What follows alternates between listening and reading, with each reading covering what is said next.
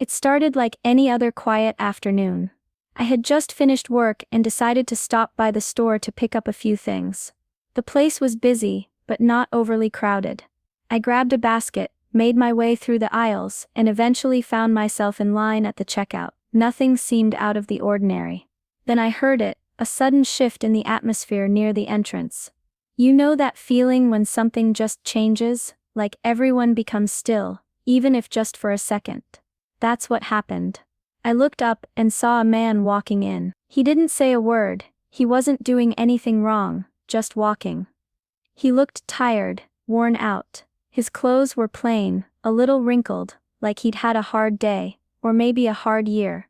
He wasn't dirty or aggressive, just quiet. But the store manager, who had been standing near customer service, noticed him immediately. I saw the way his eyes narrowed.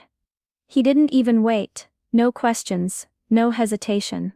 He picked up the phone, spoke a few words I couldn't hear, then called over the security guard. Loudly, clearly. And before any of us could even understand what was going on, I heard him say something that made my heart sink. Call the police, now. Everything in the store froze. The air felt heavy. I didn't know who the man was, but something told me this wasn't going to end the way any of us expected. The man hadn't even made it past the front section of the store when the manager stepped in front of him. You again? The manager barked, loud enough for everyone nearby to hear. You're not welcome here. Loitering is against store policy. The man looked confused. He didn't raise his voice or argue, he just stood there, clutching something in his hand. I think it was a grocery list, folded and worn. I'm not loitering, he said softly. I just came to get a few things. You haven't picked up anything, the manager snapped. You're walking around, pretending to shop, and I saw you eyeing the shelves. What were you planning to steal this time? My head turned so fast I felt dizzy. Steal? What was he talking about? I looked at the man again. He wasn't doing anything wrong, he wasn't holding anything, and he definitely hadn't taken anything. He was just standing there, bewildered. Lost, almost. Around me, a few other customers had stopped shopping. One woman pulled out her phone and started recording quietly. Another whispered to the person next to her, "Is he serious? That man hasn't done a thing." Still, the manager kept going. His voice was sharp, loud, and full of authority, like he wanted everyone to know he was in charge. "We've had problems with people like you before," he said. "You come in here, act like you're shopping, then try to walk out with stuff. Not today. Not on my watch."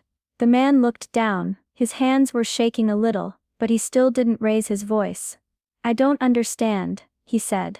"Why are you treating me like this? I haven't done anything. Don't play innocent." The manager scoffed, "Security's watching the cameras." I know what I saw, but there was no security footage yet. The man hadn't even touched a single item. The only thing he had done was walk into the store. I felt a knot forming in my chest. Something about this felt so wrong. I couldn't explain it, but it felt personal, like the manager had already made up his mind about this man before he even stepped inside. The man looked around, maybe hoping someone would say something, step in. But most people just watched, unsure, silent. I wanted to say something. I really did, but I hesitated. What if I was wrong? What if there was something I didn't know? Then the manager stepped aside and pointed toward the front of the store. "The police are on their way. You can wait for them outside." The man didn't move. He didn't shout, he didn't protest. He just stood there, breathing quietly, like he'd been through this before. And somehow, that made it all feel even worse. It wasn't long before flashing lights reflected off the glass doors. 2 officers stepped into the store, their presence sharp and commanding. One placed a hand near his holster, the other scanned the crowd quickly before their eyes locked on the man. "Step away from the entrance," one officer called out, his voice firm but not aggressive. The man didn't move at first, then slowly, he raised his hands. "I'm not resisting," he said calmly. "I didn't do anything." It was quiet, but clear enough for all of us to hear. The manager, standing just behind the officers, jumped in before anyone else could speak. "That's him," he said. pointing as if he had just caught a criminal. "That's the guy. I've seen him here before, wandering, watching people. He was probably waiting for the right time to steal something. I think he might be armed." My heart dropped. Armed? The man didn't even have a bag. He hadn't reached into his pockets. He was standing there with both hands in the air, visibly trembling, but not out of guilt. Out of fear. One of the officers stepped closer and began to pat him down while the other watched the rest of us. The man stayed still. He didn't flinch or speak. Just breathed through his nose, slowly, as if trying to keep from falling apart. There was nothing on him. No weapon. No merchandise. Not even a phone.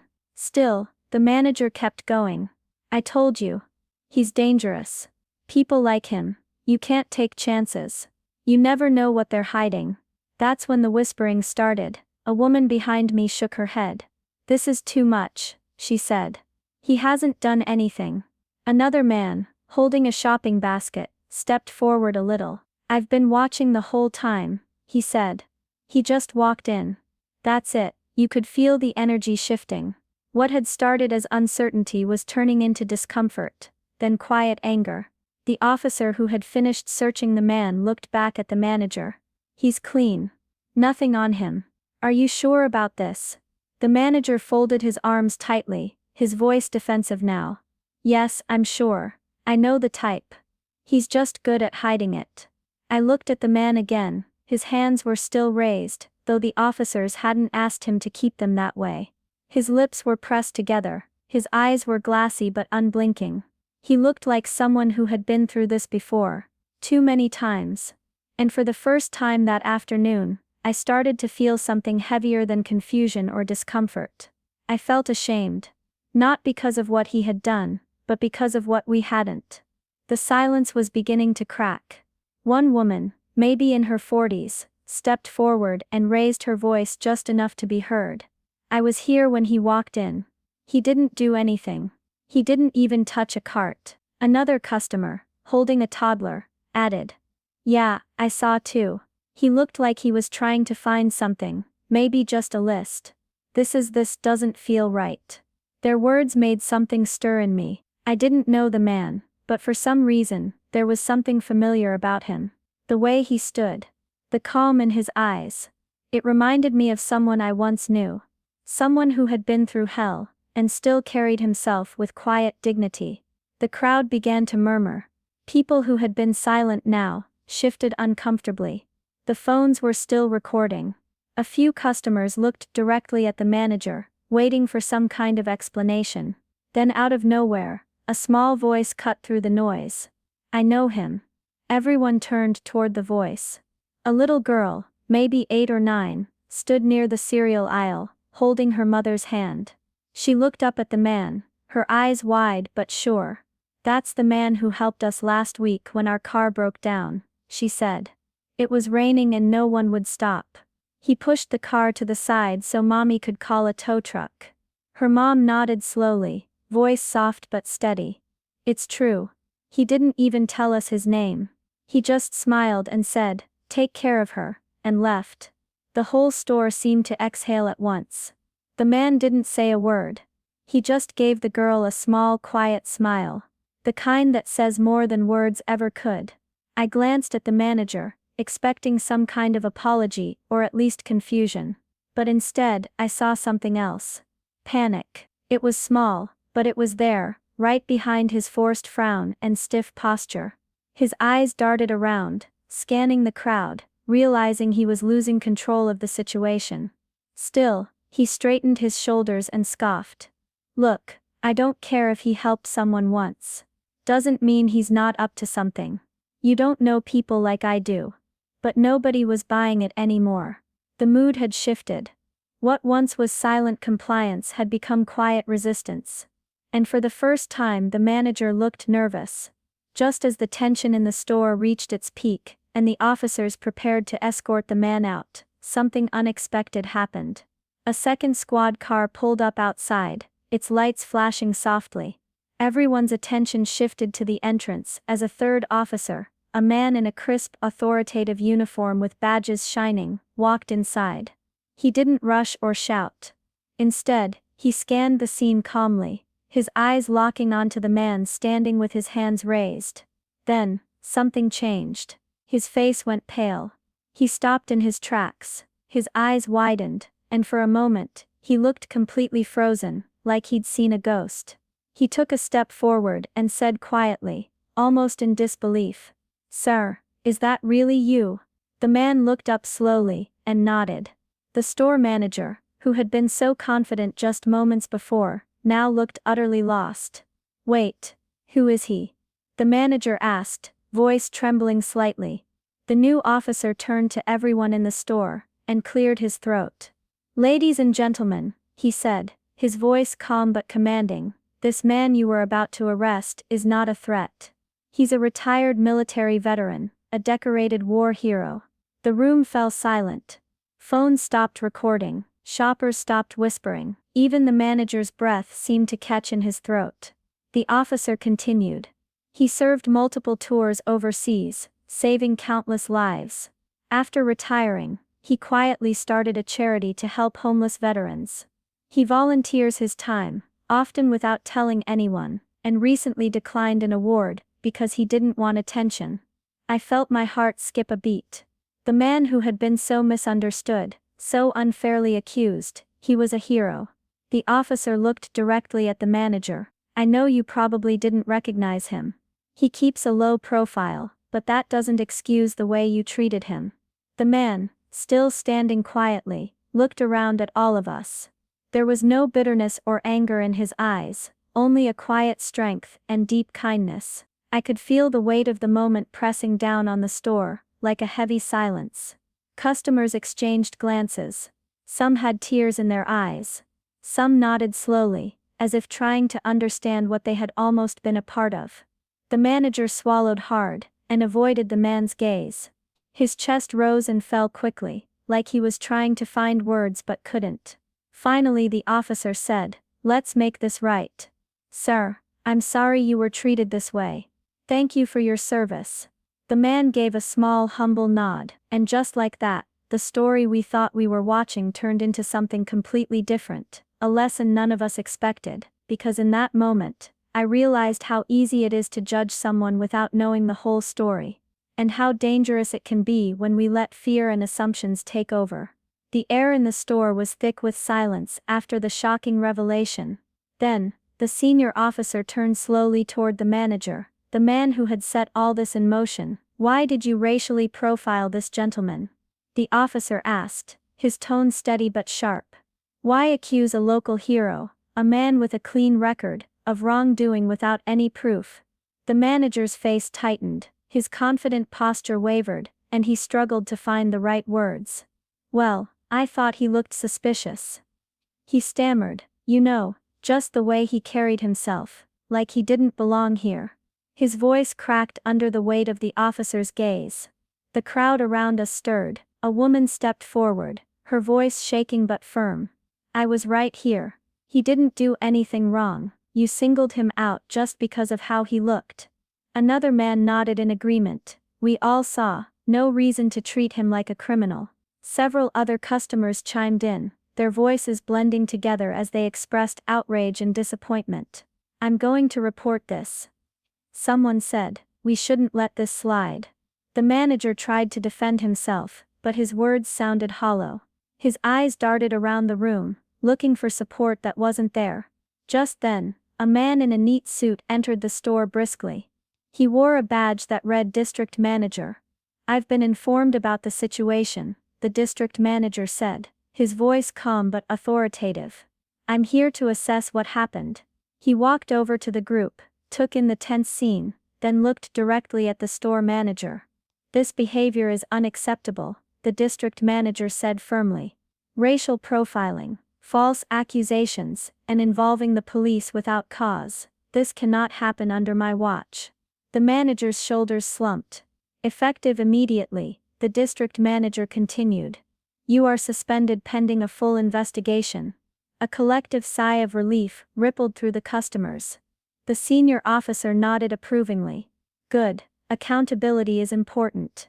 The manager gathered his things silently, his eyes avoiding everyone's gaze as he left the store. Meanwhile, the man, the veteran, stood quietly to the side.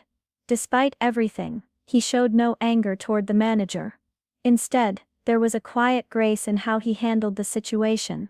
The customers slowly returned to their shopping, or left the store, many still whispering about what they had witnessed.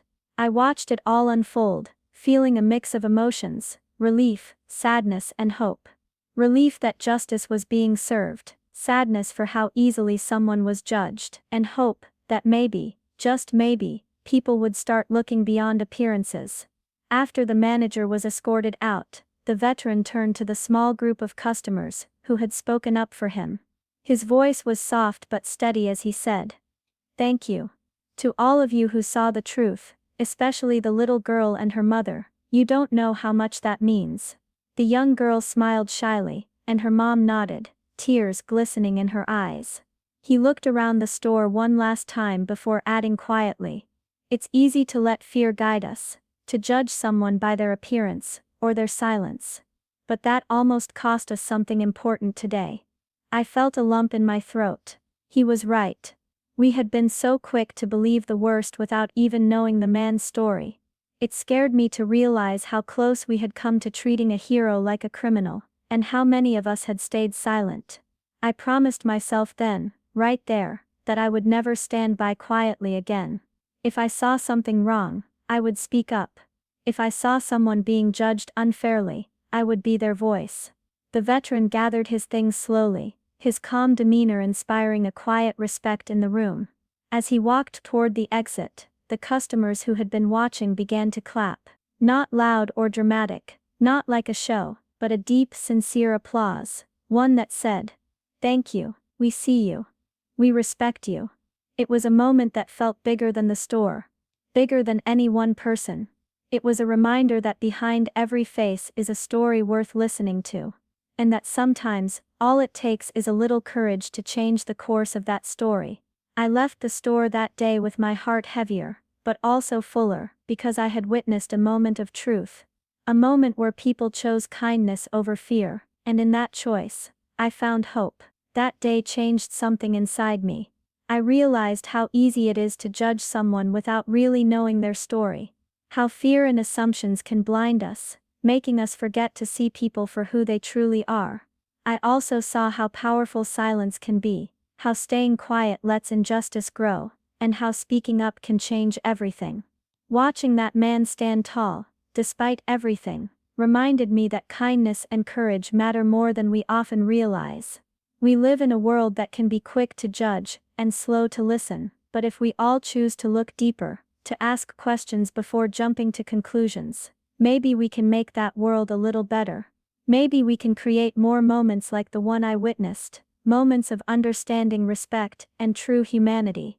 So I want to believe in kindness, and I want to believe in courage. Because we need them both, now more than ever. If this story moved you even a little, please like, comment, and subscribe. Share it with someone who needs a reminder that judging too quickly can hurt. And most of all, let's choose compassion over assumptions, every single time.